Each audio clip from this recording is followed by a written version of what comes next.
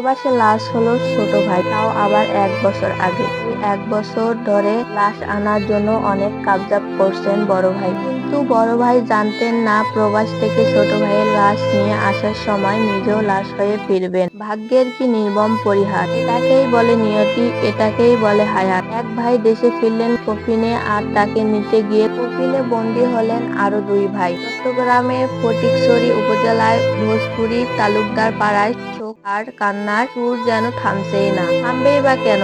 লাশের বদলে ফিরছে 3টি লাশ। সৌদি আরবে নির্মম নির্যাতনে প্রবাসী রুবেল মিয়া মাত্র 27 বছর বয়স হয়েছিল। পরিবারকে একটু স্বস্তি দিতে গিয়েছিলেন প্রবাসে, কিন্তু ফিরলেন নিথর দেহে একটি কফিনে বন্দী হয়ে। আর সেই কফিন নিতে গিয়ে প্রাণ গেল তার বড় ভাই মোহাম্মদ বাবু মিয়ার, বয়স 35, আর ওসমান গনির বয়স 35 বছর। শনিবার বিকেল 5টার দিকে কুমিল্লা 14 গ্রামের পাতিশা এলাকায় ঘটে এই হৃদয়বিদারক ঘটনা। রুবেলের রাজবাহী অ্যাম্বুলেন্সের পিছন থেকে লরি ধাক্কা দিলে ঘটনাস্থলে মারা যান ওসমান গনি। গুরুতর অবস্থায় বাবুকে কুমিল্লা সদর হাসপাতালে নেওয়া হয়, কিন্তু চট্টগ্রাম মেডিকেলে নেওয়ার পথে তিনি নিহত হন। ইন্না লিল্লাহি ওয়া ইন্না ইলাইহি রাজিউন। প্রবাস জীবন থেকে কেবল টাকা পাঠানো নয়, এ যেন এক গভীর যুদ্ধে গিয়েছিলেন রুবেল মিয়া। একদিন ক্ষুধার্ত অবস্থায় দোকানের মালিকের অনুমতি ছাড়াই খেয়ে ফেলছেন একটি বার্গার, আর সেটাই কাল হয়ে দাঁড়িয়েছেন তার জীবনে,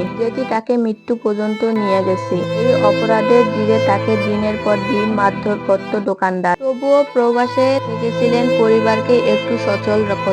তাই মুখে সবকিছু সহ্য করে গেছেন, কিন্তু শব্দ করেননি। শেষ পর্যন্ত এতটাই অসুস্থ হয়ে যান 2024 সালের 17 জুলাই তিনি মদিনার একটি হাসপাতালে ভর্তি হলে সেখানেই তার মৃত্যু হয়। এরপর 1 বছর দীর্ঘ আইনি লড়াইয়ের পর দেশে আনা হয় রুবেলের লাশ, কিন্তু লাশ বহন করতে আরো 2 প্রাণ ছড়িয়ে গেছে। কিন্তু কে জানতো ছোট ভাইয়ের সাথে তার মৃত্যুও লেখা আছে। ছোট ভাইকে আনতে গেলেও তিনি যাবেন ছোট ভাইয়ের সাথে না ফেরার দেশে। 3টি কফিন, 3টি দেহ, 3টি স্বপ্ন থেমে গেছে একসাথে। কান্নার রোল থামছে না তাদের বাড়িতে, পুরো এলাকা জুড়ে শোকের ছায়া। সৌদি আরবের মতো দেশে প্রবাসীদের প্রতিনিয়ত এমন অমানবিক নির্যাতনের শিকার করতে হয়, কিন্তু মৃত্যুর পরেও তাদের লাশ আনার জন্য এমন হয়রানির শিকার হতে হয়। প্রবাসীদের মনের দুঃখ কে বা বুঝে? না পরিবার, না সরকার। ভোজপুর ইউনিয়নের চেয়ারম্যান বলছেন,